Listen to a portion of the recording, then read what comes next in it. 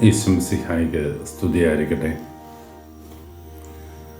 വിശുദ്ധ ലൂക്ക അറിയിച്ച സുവിശേഷം 10-ാം അധ്യായത്തിലെ 25 മുതൽ 37 വരെയുള്ള തിരുവചനങ്ങൾ.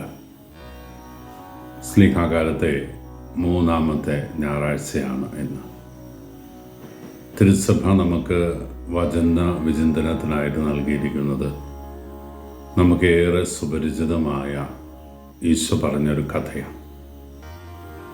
ഈ കഥയുടെ തുടക്കത്തിൽ നിയമജ്ഞനായ ഒരു മനുഷ്യൻ ഈശോയോട് ചോദിക്കുന്നൊരു ചോദ്യമുണ്ട്. ഞാൻ നന്നായിട്ട് ജീവിക്കാൻ, ഒരു നല്ല ക്രിസ്ത്യാനിയാകാൻ, നല്ല മനുഷ്യനാകാൻ എന്തൊക്കെയാണ് ചെയ്യേണ്ടത്? ഈശോ അവന് 10 കൽപ്പനകൾ വളരെ ലളിതമായി പറഞ്ഞു കൊടുത്തു. അത് ഉൾക്കൊണ്ടിട്ട് അവൻ നിയമജ്ഞനായതുകൊണ്ടും ഫരിസേയ ചിന്താഗതിയുള്ളവനായിരുന്നതുകൊണ്ടും കൃത്യമായിട്ട് പറഞ്ഞു, ഇതെല്ലാം ചെറുപ്പം മുതൽ ഞാൻ അനുസരിക്കുന്നുണ്ട്. ഈശോയുടെ ചോദ്യം തിരിച്ചായി, അല്ലെങ്കിൽ കുറച്ചുകൂടെ വ്യക്തമായിട്ട് ഈശോ പറഞ്ഞു കൊടുത്തു, നീ പരിപൂർണനാകാൻ ആഗ്രഹിക്കുന്നെങ്കിൽ പിന്നെ ചെയ്യേണ്ട ഒരു കാര്യം, ഇനിയും എന്താണ് എനിക്ക് കുറവ്? ഇവിടെയാണ് ഈശോ നല്ല സമറായിക്കാരൻ്റെ കഥ പറയുക.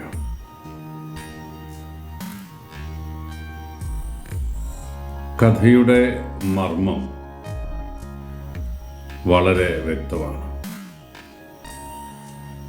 ഈശോയുടെ അവൻ ചോദിക്കുന്നത്, ആരാണ് എൻ്റെ അയൽക്കാരൻ എന്ന്.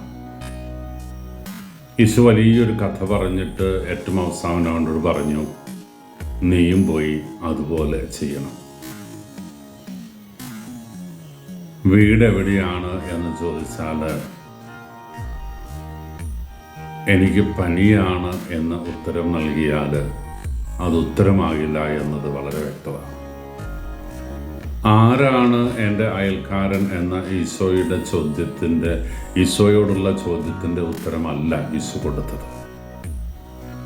ഈശോ കൊടുത്ത ഉത്തരത്തിൻ്റെ സാരസത്ത നീ ആർക്ക് അയൽക്കാരൻ ആകണം എന്ന. നമുക്കും പലപ്പോഴും ഈ ഒരു വ്യഗ്രത മനസ്സിൽ കിടപ്പുണ്ട്.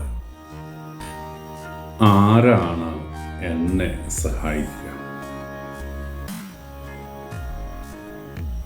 നിന്റെ അയൽക്കാരനെ നിന്നെ പോലെ സ്നേഹിക്കണം. ഇത് പറഞ്ഞു കൊടുക്കുമ്പോഴാണ് എൻ്റെ അയൽക്കാരൻ ആരാണ് എന്ന ചോദ്യം.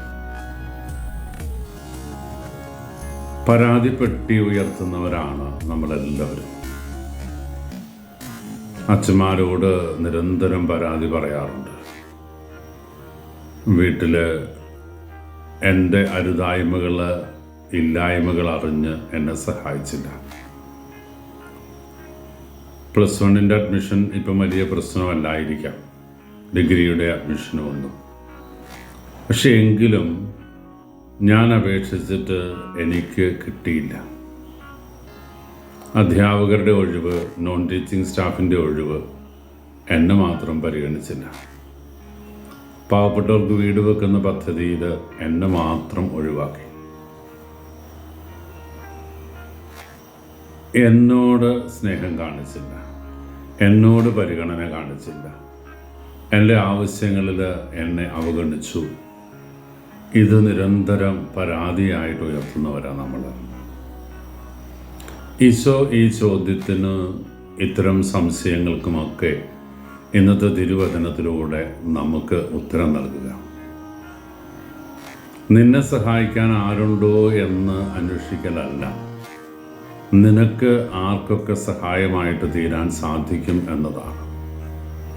അമേരിക്കയുടെ വിഖ്യാതനായ പ്രസിഡന്റ് ജോൺ എഫ് കെന്നഡി ഒരിക്കൽ പറഞ്ഞു വെച്ചു, രാജ്യം നിങ്ങൾക്ക് വേണ്ടി എന്ത് ചെയ്തു എന്നതിനെക്കുറിച്ച് നിങ്ങൾ വ്യഗ്രചിത്തരാകേണ്ട, രാജ്യത്തിന് വേണ്ടി നിങ്ങൾ എന്ത് ചെയ്തു എന്നതിനെക്കുറിച്ചാണ് നിങ്ങൾ കൂടുതൽ ഗൗരവമായിട്ട് ചിന്തിക്കേണ്ടത്. പ്രിയപ്പെട്ടവരെ, നമുക്ക് ചുറ്റുമുള്ളവരെ സഹായിക്കുക എന്ന നമ്മുടെ നിയോഗം. അവൻ്റെ വേദനയിൽ, ആകുലതകളിൽ, നൊമ്പരങ്ങളിൽ എന്നാലാവും വിധം സഹായം നൽകാൻ എനിക്ക് സാധിക്കണം.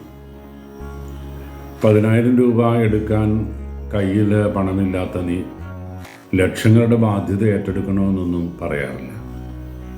പക്ഷേ ആ 10,000-ൻ്റെ ഒരു വിഹിതം കൊടുത്ത് നിനക്ക് അവന് ഒരു കൈത്താങ്ങായി തീരാൻ സാധിക്കില്ലേ? നിൻ്റെ കുറച്ച് സമയം അവൻ്റെ ദുഃഖങ്ങളും നൊമ്പരങ്ങളും കേൾക്കാനായിട്ട് നിനക്കൊന്ന് മാറ്റിവെച്ചുകൂടെ? നിൻ്റെ ഇടവകയിലെ രോഗിയായ ആസന്ന മരണനായ ഒരു മനുഷ്യൻ്റെ ഭവനത്തിലേക്ക് കടന്നു ചെന്ന് കുറച്ചു നേരം ഒരു ആശ്വാസത്തിൻ്റെ വാക്ക് പറഞ്ഞ് കൂടെ ഒന്നിരുന്നുകൂടെ? ആശുപത്രിയിൽ കിടക്കുന്ന രോഗികളെ നിനക്കൊന്ന് സന്ദർശിച്ചുകൂടെ? നിൻ്റെ അയൽഭവനങ്ങളിലേക്ക് വല്ലപ്പോഴുമൊക്കെ ഒന്ന് കടന്നു ചെന്നിട്ട് അവൻ്റെ സുഖവിശേഷങ്ങളൊക്കെ ഒന്ന് അന്വേഷിച്ചുകൂടെ? ഇവിടെയാണ് ഇങ്ങോട്ട് പോരട്ടെ എന്ന് കരുതി നാം കാത്തിരിക്കുക. ഈ മനോഭാവത്തിലേക്കാണ് ഈശോ ഇന്ന് നമ്മുടെ ചിന്തയെ തിരിച്ചുവിടുന്നത്. അയൽക്കാരനെ അവതരിപ്പിക്കുന്ന കഥയിൽ വഴിയിൽ മുറിവേറ്റ് കിടന്ന മനുഷ്യനെ കണ്ട് അവഗണിച്ച് കടന്നുപോയ പുരോഹിതനും ലേവായനും ഇന്ന് നമ്മുടെ ക്രിസ്ത്യാനികളുടെ ഏറ്റവും സന്തോഷമുള്ള കഥാപാത്രങ്ങളാണ്.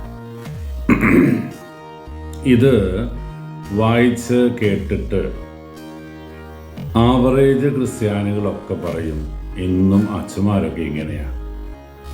എൻ്റെ വേദന, എൻ്റെ ദുഃഖം, എൻ്റെ നൊമ്പരം, ആരും എന്നെ തേടി വന്നില്ല, എന്നെ അന്വേഷിച്ചില്ല, അച്ഛന്മാർക്കൊന്നിനും നേരമില്ല, അവർ സമയമില്ല, അവരങ്ങനെ പോണു, ഇങ്ങനെ പോണു, അതിന് പോണു, ഇതിന് പോണു, എന്നെ സഹായിക്കാൻ ആരുമില്ല. ഇത് വൈദികരെ, സന്യസ്തരെ കുറ്റപ്പെടുത്താനുള്ള അവസരമായിട്ടാണോ പ്രിയപ്പെട്ടവരെ നമ്മുടെ മുമ്പിൽ അവതരിപ്പിക്കപ്പെടുക? വൈദികരെ, സന്യസ്തരും അങ്ങനെ ചെയ്യുന്നുണ്ടെങ്കിൽ അത് ശരിയല്ല എന്ന് ഞാൻ പറയും. പക്ഷെ നിനക്ക് ഇത് അനുവദനീയമാണോ? നിനക്ക് അങ്ങനെയൊക്കെ ചെയ്യാവോ? പാതയിൽ മുറിവേറ്റ് കിടന്നവന് സഹായമായത് സമറിയാക്കാരനാണ് എങ്കിൽ നിനക്കും എനിക്കും ഏറ്റെടുക്കേണ്ട റോള് സമറിയാക്കാരൻ്റെ റോളല്ലേ? അതെന്തേ നമ്മൾ മറന്നു പോകുന്നേ?